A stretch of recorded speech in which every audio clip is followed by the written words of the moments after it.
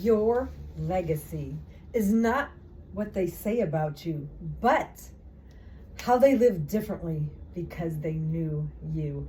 And we're going to talk about that today, your legacy, and we're going to focus on one important aspect of leaving an example and a legacy.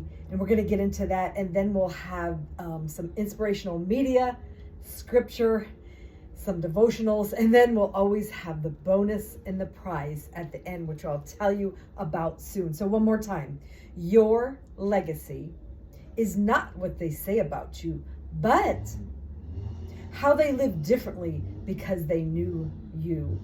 And I found that on a quote at John Harris Quotes at Instagram.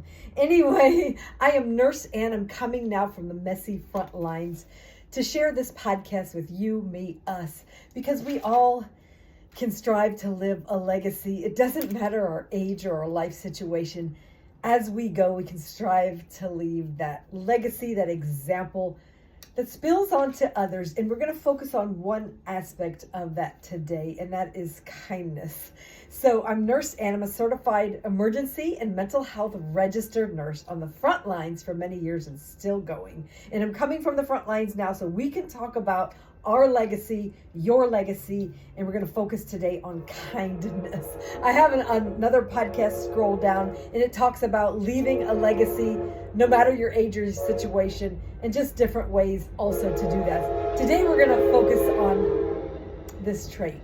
So make sure you follow, like, share, all that good stuff. So we're going to start with an interesting article from, it's called Inspire Kindness, and it's Kindness 101. What is kindness and how do you teach it? And we can easily look up the definition of kindness, but the meaning of kindness goes far beyond just that. And the author was Inspire Kindness Team. What is the meaning of kindness? According to the dictionary, kindness is defined as the quality of being friendly, generous, and considerate. What do you think as far as leaving a legacy? We'll take a pause from that. What are some of the top traits, character traits to emulate, to have, that you want others to learn from you and follow after you, even in the present and then again one day? I just placed kindness near the top. What are some other traits that you can think of? Feel free to leave those in the comments. Kindness, there's honesty, integrity, being helpful, just having a good example, being healthy, and having a good lifestyle. So we're going to get into kindness today. So kindness can mean so much more than just the dictionary definition. It can mean different things to different people. The meaning is in how you choose to show it, be it through empathy, acceptance, kind gestures, thoughtfulness. The possibilities are entirely up to you. Kindness might look like being helpful or showing empathy. It may mean doing nice things without expecting nice things in return. Do you like to do nice things for others? And I'm sure you like it when they give that back to you. Pay it forward, they say, just to brighten someone's day. The secret they don't tell is that it will also fill up your own life well. And that's a line from my Ignite Life Poetry Devotional, which I'll show you later. But let me get through this, then we'll do the scripture and some bonus material, and then the prize, which I'll tell you about in a minute. Kindness is more than being nice. Kindness goes beyond being merely nice. Think about it. Would you prefer people describe you as kind or nice? There can be a lack of sincerity in just being nice. There's often a perception of doing the minimum, whereas being kind is doing intentional, voluntary acts of kindness, not only when it's easy to be kind, but also when it's hard to be. Kindness is a movement. Has someone ever done something kind to you and all you wanted to do was pay it forward? That's because kindness is a chain reaction. It's a wave that keeps rolling, and all it needs is one person, that could be you, to start it. One small kind act can cause a ripple effect that can impact an entire community. If we're all focused on being kind, we are creating that movement of change. You know that famous "be the change you wish to see in the world" quote? The quote isn't just about change, and it isn't only about one person being able to change the world. It's bigger. It's about a movement that can be started from one person acting with intention. Kind is love, love is kind. And we'll hear about that theme also again in the scriptures coming up. Think about what love entails and what it means to love someone. Got it? What do you think about that in the comments? Well, that's kindness. It's being selfless, caring, compassionate, and unconditionally kind. Like love, it takes practice to understand and feel it. We share love with others through kind acts such as a smile, a nice word, an unexpected deed, or a planned surprise. When we offer these acts to others, we make people feel good. We pass along hope. We promote peace, and we show the power of kindness. Also, kindness is grace. We're humans, and therefore we make mistakes. We can be kind in our response to ourselves and others when those mistakes occur. This means thinking before speaking, forgiving before seeking revenge, and thinking about long-term relationships instead of short-term pride. If we could all remember that none of us are perfect, we would be a lot kinder to each other. Offer grace, be kind. Do you like it when people offer you grace and kindness even when you feel like you've messed up? And they offer some, from Inspire Kindness, they offer some tips for teaching kindness. I'm going to get into those, but let me tell you quickly, after we do the media and the other inspirational bonus material, the bonus and the prize at the end, which I always read you a quick, short, action-packed chapter of my published fictional drama where you will ride along with the frontline workers rescuing those in crisis of a mental, physical, and spiritual. And the action is 24/7, and it's full of action, adventure, along with advocacy and awareness, along with danger, drama, romance, suspense, faith, and inspiration. So we'll get into that very soon. So the tips for teaching kindness. Now that we know what kindness is, how can we encourage more of it? Here's a few ideas to remember kindness in your life and inspire others as well. Be kind to yourself. It's in our nature to learn by watching others, which is why it's so important to be kind to yourself and show kindness to those around you. People, and kids especially, can learn kindness just by seeing what you do. Think about that, your example. Practice, practice, practice. One of the best ways to teach kindness to others is by being intentional about it. Volunteer, give compliments, donate to charity, hold the door open for someone. There's so many ways to be an example of kindness. What better way to teach kindness than to show it? Say thank you. People are continually learning right and wrong through associative learning. When you see someone being kind or notice it from a family member or friend, make sure to tell them you appreciate what they did. Positive reinforcement helps people want to do more good deeds and reminds people to act with intention.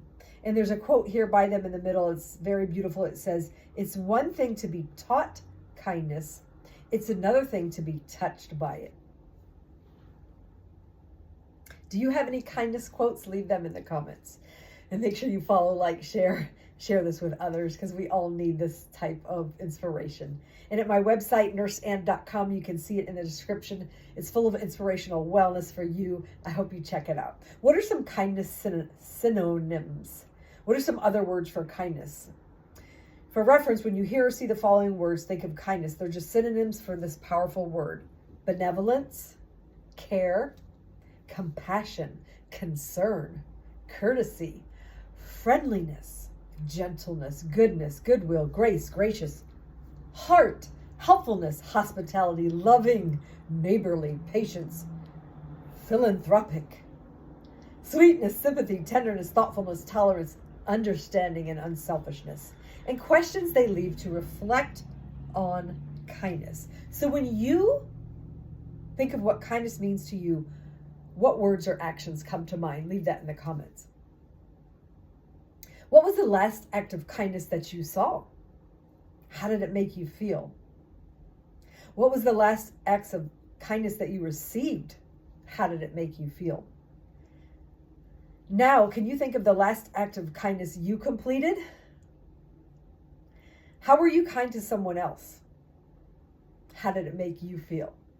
What would happen if you committed to performing at least the one act of kindness every day? And I love how they wrap it up. It says, now be kind and change the world. And we do a lot of that at my website, in the podcast. It's all about having that life-changing inspiration for yourself that ripples onto others. And we talk about that also in a lot of my devotionals. So before we get into some of the bonus material, I do want to share this peace prayer that I've thought about all through my life. I haven't looked at it in a while, but it's always been inspirational to me, and I'm sure you've probably heard it. Let me know in the comments. But I'm pretty sure that I did see it hanging up.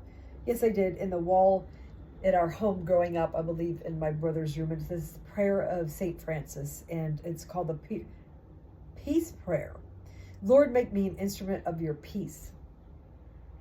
Where there is hatred, let me sow love. Where there is injury, pardon. Where there is doubt, faith. Where there is despair, hope. Where there is darkness, light. Where there is sadness, joy. O Lord, grant that I might not so much seek to be consoled as to console, to be understood as to understand, to be loved as to love. For it is in giving that we receive. It is in pardoning that we are pardoned.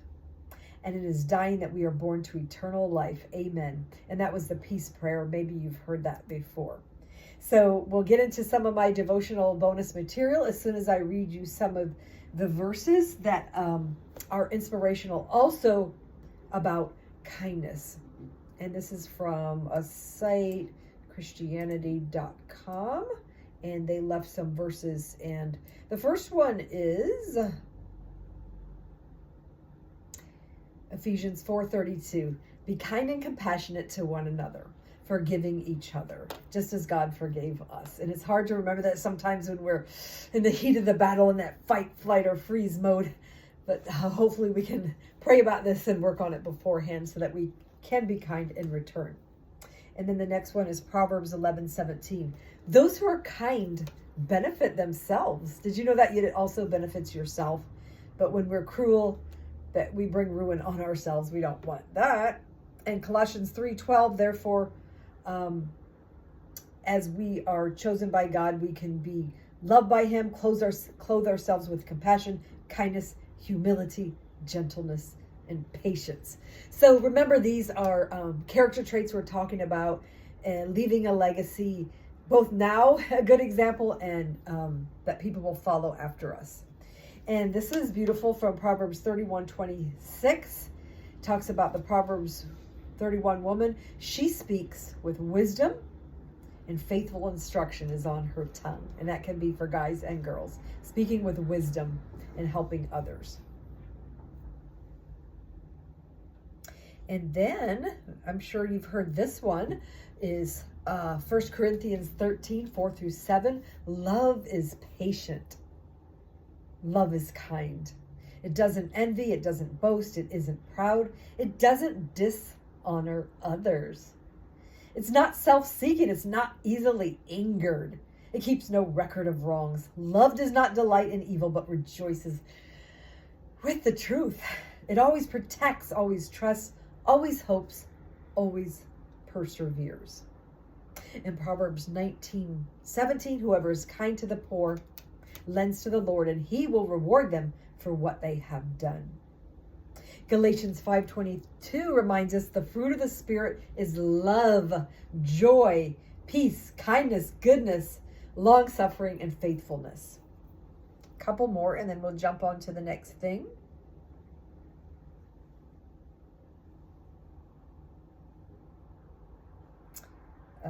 Galatians 5:22 and 23. The fruit of the Spirit is love, joy, peace, kindness, goodness, faithfulness, gentleness, and self-control. Against such there is no law. Everyone get a drink of water. It's so healthy for you.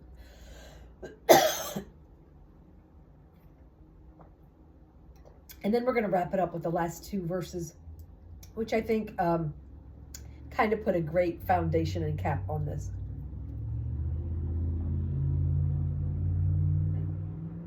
Did you get some water? That's for your tip from Nurse Ann today. So 1 Peter 3:8 reminds us, finally, all of you, be like-minded, be sympathetic, love one another, be compassionate and humble. And then Micah 6:8, he has shown you, oh man, what is good, and what does the Lord require of you? To act justly, to love mercy, and to walk humbly with your God. So now we're going to jump into some bonus material. And then we're going to get to the prize that I always have for you at the end, which is that quick, short, action-packed chapter from my published fictional drama. So the first bonus material is from my Ignite Life Poetry Devotional, link at the website. It's my newest. There's a lot of spoken word in here that talks about a lot of serious subjects that people go through in the world. And there's spoken word and then a devotional that goes along with it. And today it's actually a spoken word that I wrote, and it's titled Kindness by Nurse Ann. Let me know what you think in the comments, please. Just takes a moment to be kind. Speak to the heart and also to the mind. Maybe just a smile is all that they need, without having to beg or even to plead. When you brighten someone's road, blessings for both will explode. Rich treasures are free for me, he, and she. You have this gift already within. Don't keep it locked up, safe in a bin. Unlock the key and let it fly free. Let it spill, it won't make a mess. Only to gladden and ultimately to bless. And the devotional part reminds us that kindness is a precious commodity in our hectic paced routines. Sometimes it can make or break whether we feel stressed or a sense of calmness and peace. And that is from my Ignite Life Poetry Devotional. As you go, dare to inspire and bless everyone in your path. Yes, that's Nurse Ann. Check that out. The next one is from my Inspiration Battles devotional. It's Biblical Medicine for Real Life and Soul Searching with a Dose of Encouragement. And I must have really enjoyed this concept because I wrote one in here called Kindness. And this is an A to Z devotional. And the letter today is K, kindness. Most of us have likely heard the saying that if we do not have anything nice to say, we should not say anything at all. And perhaps you have also seen the acronym THINK, T-H-I-N-K, in reference to the words we say to others. The acronym reminds us that if something is not true, helpful, inspiring, kind, or necessary, it's probably better for us to keep it to ourselves. The Bible weighs in on this subject many times. One example that we are taught is that we should not let any unwholesome or unkind words come out of our mouths, but only what builds other people up. And we're also given a biblical prescription for a good life when we're advised that if we want to see good days and have a long, prosperous life, that we'll keep our tongues from evil and saying things that aren't good. From a young age, we are educated from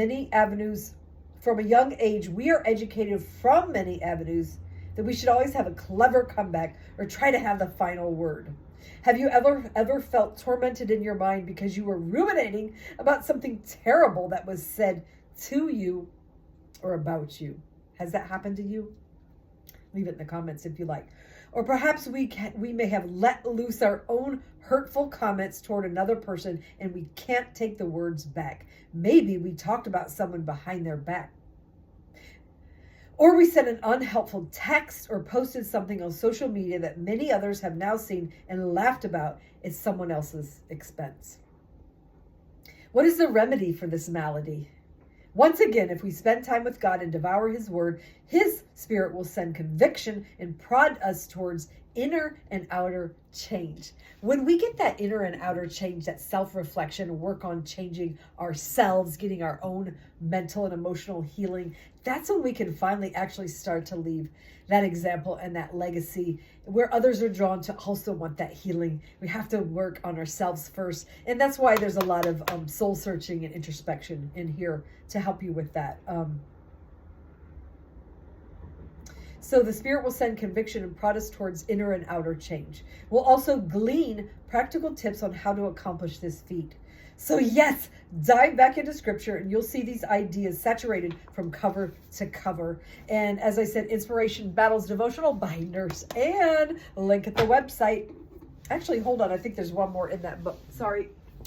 I chose two from this one today. And the other one is Noteworthy. And this is about being an example, leaving that legacy of good character traits for others. So it's called Noteworthy, and this is also an A to Z, it's the same A to Z devotional. What am I talking about? Noteworthy. Who has made an impression on your life? Who's made an impression on your life? Leave it in the comments. Was it because of their financial success, popularity, magnetic personality, number of fans, or something flashy? Would you want your loved ones to walk in that person's example?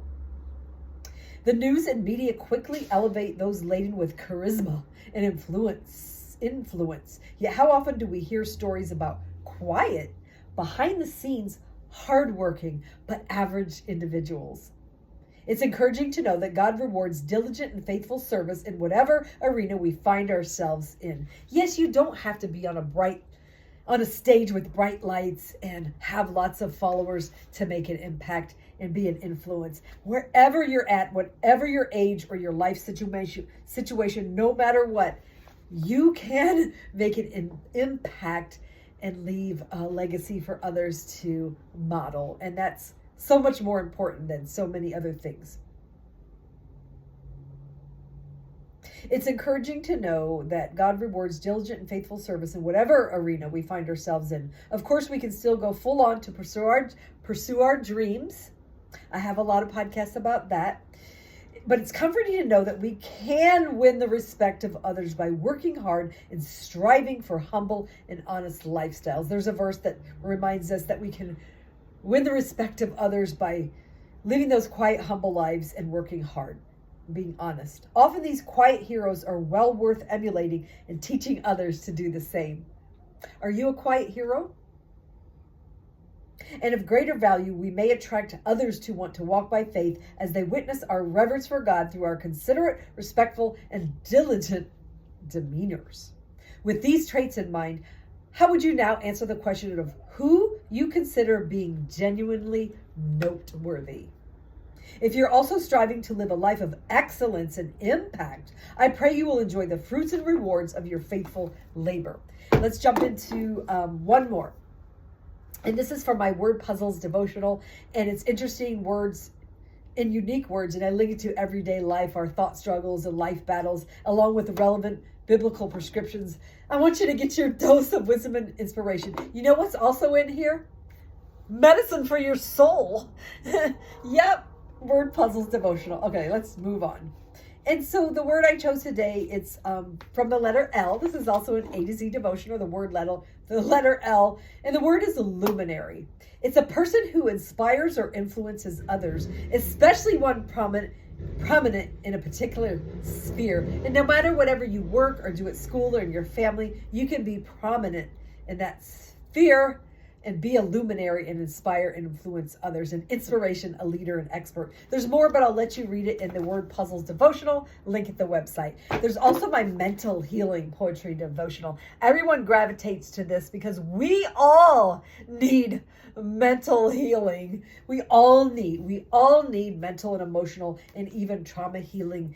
We have to do that self-healing, getting therapy, talking with others, finding stuff online, reading and praying, and getting that mental and emotional healing so that we can start to elevate where they actually shine that light. People will see that. And then there's also an energized health, body, mind, and spirit. And guess what? You made it. You finally made it to the bonus and the prize, and then we're going to get out of here. And so, as I said, I'm Nurse Ann. I'm a certified emergency and mental health registered nurse on the front lines. And in my free time, I created this 6-part drama series that highlights what people go through in mental health and emergency, and also highlights the frontline workers and also their relationships, their inner thought battles, along with the community, the church, the families. And I involve everyone in what people go through. And We talk about a couple different mental health and emergency struggles in each episode. It's an episode, I call it an episode because it was written to be a television drama series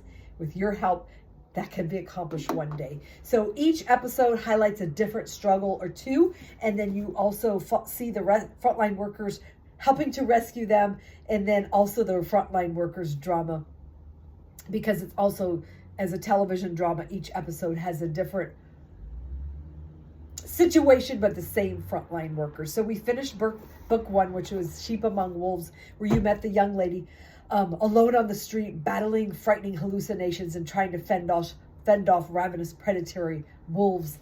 And also there was someone dealing with relapse and addiction and the frontline workers' struggles. And then the Mental Files, Dr. John Doe, we talked about Alzheimer's, dementia, along with other crime and danger going on in that particular story. Now we're in book 3, A Tent Under the Bridge. I'll jump into that in a second. Then the next one is Defenders of the Weak. We'll talk about people getting bullied and anxiety and just stress that they deal with and how they help each other overcome that. We can help each other heal. I promise you that. After that is Ready, Willing, and Able. We talk about autism, the spectrum, disabilities, and how people can be the actual heroes. And then the continuing drama series goes on with their relationships. And the season finale is Out of Control. One more won't hurt, or will it? When does the seemingly harmless fun cross into the realm of danger? Cross into the realm of out of control, placing others in danger. You're going to love this series. And to make it cheaper and almost free in one book, it's in one book. The whole season, the whole series is in one book. It's the Mental Files First 6 Stories edition by Nurse Ann. That's me coming from the front lines right now to share this with you. And if that wasn't enough, I put it in had it made into an audiobook. It was narrated by Drama Simpson. It's on Audible and iTunes. It looks like this.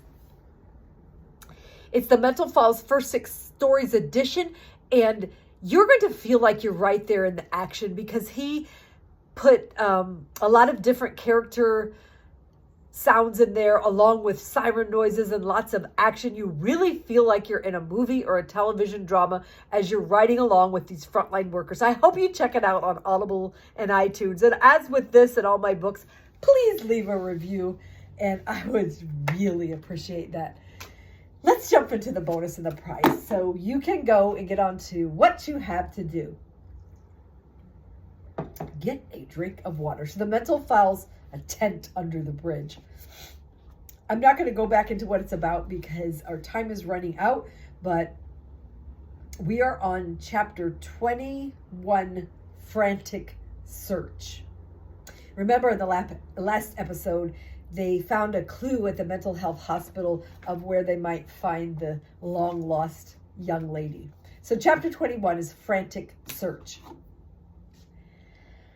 As Abigail frantically searched for her daughter, Julie tried to cover herself up with some cardboard boxes.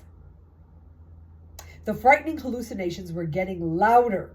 She did not want anyone to find her and hurt her again. Hearing the rustling sound behind the dumpster, Abigail tiptoed over there to see what was going on. When she saw her daughter crouched in a frightened ball, fear gripped her heart. Her baby, who was also carrying a baby, was sweating and shaking. I brought more trouble into her life, she sighed. Julie, it's me, Mama. What's wrong? Let me help you, she pleaded in desperation. You tricked me. You're not really my mom. You tricked me. Leave me alone, cried the young lady, who was decompensating rapidly. Abigail didn't know what to do. Should she call the police, or call the boarding home, or an ambulance? As she pondered the right decision to make, time was rapidly ticking by. After Leon picked up Lita from the hospital, they tried to formulate a plan together. Now that they had the pieces of the puzzle, they just had to find out where Abigail lived.